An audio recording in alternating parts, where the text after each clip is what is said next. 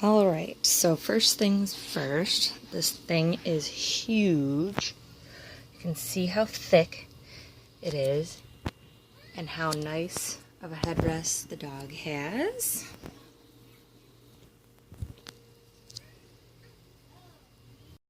Then you can see that there's a zipper across the entire bottom portion. So I can easily remove to clean the cover and put back on nice and easy. And the foam is super thick with 3 different layers.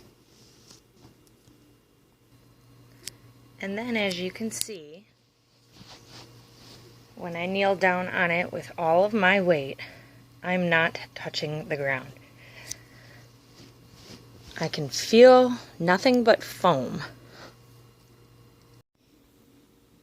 My big old dog absolutely loves her new bed.